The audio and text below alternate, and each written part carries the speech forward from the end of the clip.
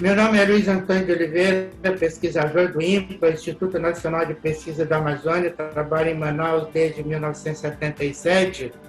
Eu sou engenheiro agrônomo com doutorado nos Estados Unidos em solos, microbiologia de solos, e na Amazônia, todas essas décadas, eu venho fazendo pesquisa, orientando estudantes de mestrado, doutorado, de PIBIC, e já formei em torno de 80 mestres e doutores e trabalho de uma forma multidisciplinar.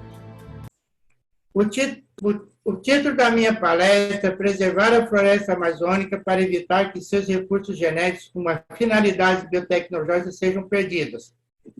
Há uma preocupação mundial com o desmatamento da Amazônia e a perda da biodiversidade. A gente sempre tem a perda da biodiversidade quando desmatamos, queimamos, principalmente quando depois a gente queima. E eu vou mostrar para vocês, nessa palestra de 15 minutos, que nós não precisamos desmatar a floresta para desenvolver a região. Então, o tema aqui é sobre o bioma Amazônia, e só para vocês terem ideia, a área desmatada na Amazônia brasileira até 2020, ela foi de aproximadamente 73 milhões de hectares. E a Amazônia Legal, que é um pouquinho maior, foram 81,3 milhões de hectares. Para comparar essa área desmatada, eu coloquei aqui a área ocupada pela agricultura brasileira nesse ano de 2022. Quando a gente fala agricultura brasileira, estou falando daquelas culturas cereais, leguminosas e oleaginosas. Não estou levando em consideração frutíferos, florestais, etc., né? A gente percebe que a área desmatada na Amazônia é um pouquinho maior do que a área cultivada para a agricultura nesse ano de 2022. Como o Brasil é um dos grandes produtores de alimentos, de cereais, leguminosas e oleaginosas, nós temos área suficiente na Amazônia para desenvolver a região sem precisar desmatar nem estado de floresta primária.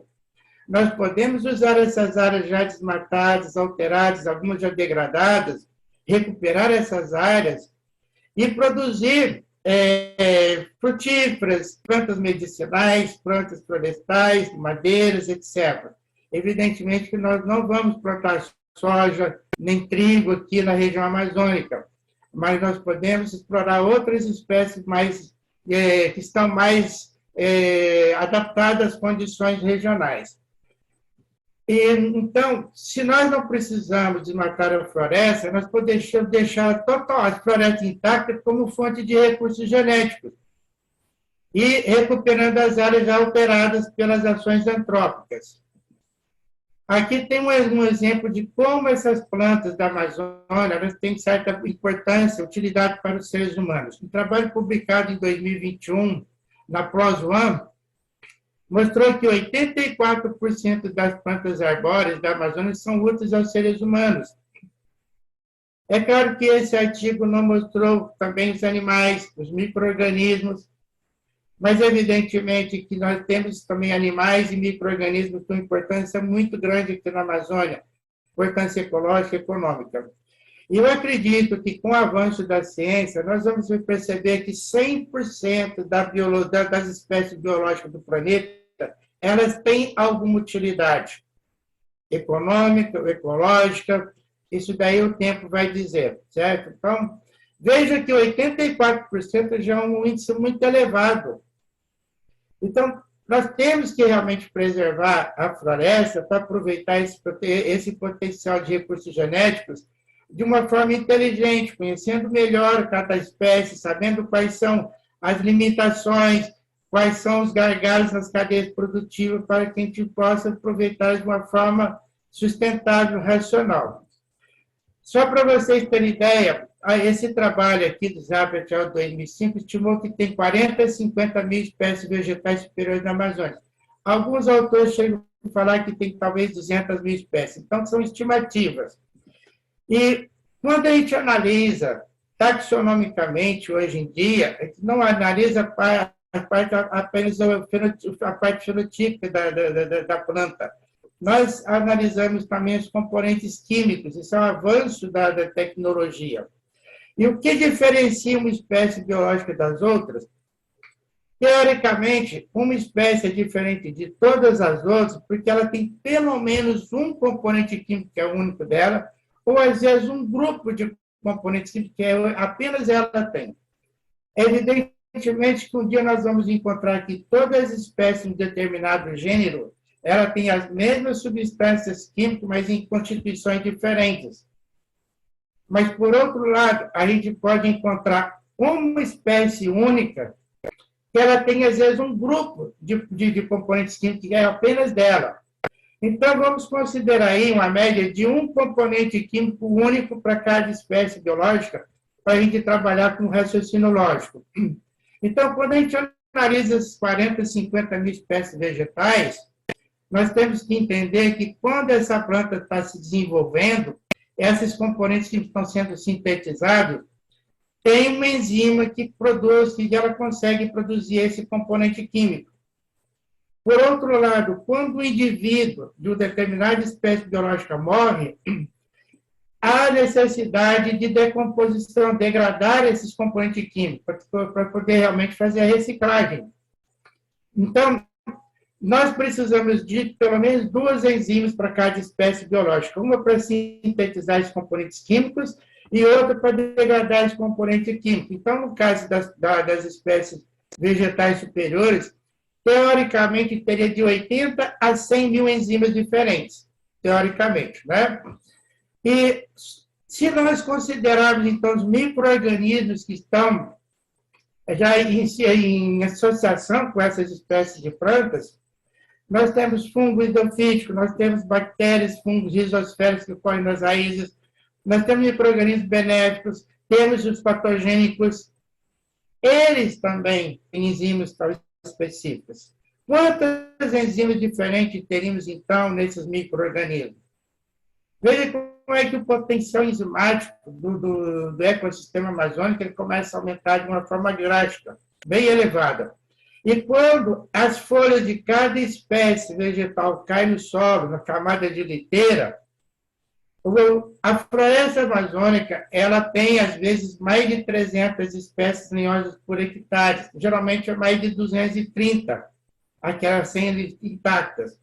Quando há desmatamento, às vezes caem as capoeiras, aquelas de revegetação secundária, dependendo da situação, fica apenas com 40 espécies, então cai drasticamente. Né? Mas essas folhas, então, dentro da floresta amazônica, na nariteira, cada espécie é diferente da outra, cada folha tem componentes diferentes, químicos diferentes. E é preciso, então, que os micro-organismos que estão ali na camada de liteira consigam quebrar esse material foliar, de ramos também, para que haja reciclagem dos nutrientes na floresta. Lembrando que os solos são muito pobres, de milhões de anos de idade, não tem praticamente nutrientes nesses solos, e as plantas conseguem se desenvolver, a floresta se sustentar pela reciclagem de nutrientes. Há um aproveitamento de mais de 99% dos nutrientes havendo essa reciclagem. A folha degradada libera os nutrientes, a mineralização da matéria orgânica, então sustém a floresta. Quantas enzimas diferentes então teríamos aí nessa situação? E quando a gente desmata a floresta amazônica, olha o que acontece. Nós temos a exposição da superfície do solo, que causa erosão. Do lado direito, a gente vê um pouquinho de vossoroca. E do lado direito, nós temos um solo arenoso, que cada pedacinho de pedra, ele consegue evitar a erosão da chuva, e elas ficam assim, mais elevadas no solo. Dá para ver cada pedrinha aí, ela está suspensa com um pouco de terra, né, por baixo dela, mostrando como é que a cobertura vegetal, com alguma outra coisa, era extremamente importante para assegurar que não haja erosão superficial do solo. E, evidentemente, que a diversidade de micro-organismos nesse aspecto, a diversidade de enzimas cai drasticamente. A gente tem que lembrar que o desmatamento não reduz apenas a vegetação, reduz a diversidade dos animais, da microbiota e, principalmente, substâncias bioativas, que é a coisa mais importante que o homem está tentando trabalhar com a natureza, porque são as substâncias bioativas que geram bioprodutos de valor inestimável. Para vocês terem ideia, eu falei para vocês que são milhares de enzimas aqui na Amazônia, mas em 1992 foram encontrados, eram conhecidos apenas 3.196 enzimas. E agora, em 2021, esse número de enzimas subiu com um pouco mais de 6.000 enzimas conhecidas. Então, apenas cerca de 6.000 enzimas conhecidas pelo homem, né? E talvez umas 100, com menos de 200 são exploradas comercialmente. Olha como é que a situação na Amazônia é muito maior. E o freio de 6.000 enzimas, olha, apenas considerando as espécies vegetais superiores, é 80 a 100 mil enzimas diferentes. E no caso de insetos, o pessoal que trabalha, os entomologistas, acredita que na Amazônia tenha de 10 a 30 milhões de espécies da Amazônia. Se for verdade mesmo isso daí, nós teríamos, então, de 10 a 30 milhões de enzimas sintetizadoras e 10 a 30 milhões de enzimas degradadoras.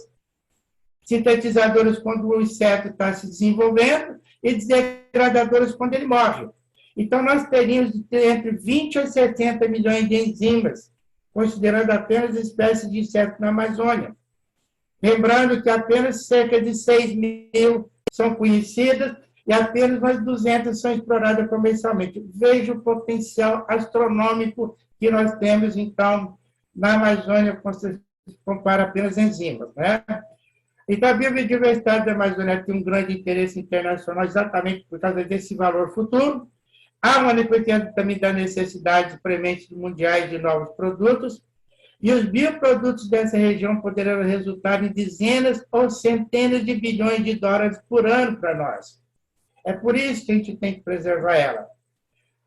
No caso da microbiota amazônica, a gente pode ter uma aplicação industrial, principalmente de bactérias e fungos, ela é bastante diversificada. Os rendimentos astronômicos em diversas áreas econômicas já são conhecidos, como, por exemplo, em bebidas alcoólicas, álcool, combustível, laticínios, ácidos orgânicos e fármacos, principalmente antibióticos, enzimas, polímeros de aplicação industrial e nutracêuticos. Então, nós temos aí toda essa variedade. Temos também antibióticos, redutores de colesterol, antitumorais, antifúngicos, imunossupressores, antiprotozoários e enzimas. Então, a diversidade de produtos é fantástica, desde que a gente preserve a floresta amazônica, né? Para vocês terem ideia, quanto vale mais ou menos, qual é o mercado mundial de produtos de origem microbiana? Em 2021, ele envolveu cerca de 189 bilhões de dólares. É muito dinheiro. E eles estão prevendo que em 2030, essa quantia de produtos desse mercado, ele vai atingir 302 bilhões de dólares em 2030. Então, nós precisamos realmente conscientizar que nós podemos explorar a floresta amazônica sem desmatar e podemos, então, usufruir melhor dos recursos genéticos que estão disponíveis nela, né? Como conclusões, então, para fechar mais adequadamente a palestra, mais de 70 milhões de hectares da Amazônia já foram desmatados, é uma área equivalente à usada na agricultura brasileira em 2022. Então, nós não precisamos desmatar a floresta para explorar economicamente a região. Usar as áreas alteradas, desmatadas, degradadas, pode suprir todas as necessidades de espaço físico para desenvolver a região, sem destruir um hectare e secar dos ecossistemas regionais. Lembrando que o desmatamento não reduz apenas a vegetação, reduz todos os seres vivos que vivem na floresta, como animais, insetos, micro-organismos. Reduz, portanto, a diversidade de substâncias bioativas de valores incalculáveis nos dias de hoje. Então, era isso que eu queria apresentar para vocês. Lembrando, então, a Amazônia é muito importante nós preservar para usufruir da sua biodiversidade biológica antes que espécies importantes desapareçam devido ao desmatamento localizado, porque os nichos muito específicos ou generalizados, como vem acontecendo em algumas partes aqui da Amazônia. Tá? Eu acredito que nós podemos desenvolver a Amazônia sem desmatar um hectare sequer, dando espaço de tempo para nós conhecermos melhor, investir mais na pesquisa, contratar mais pesquisadores, investir maciçamente na pesquisa aqui na região, que vai ter um retorno fantástico para o nosso país. Muito obrigado.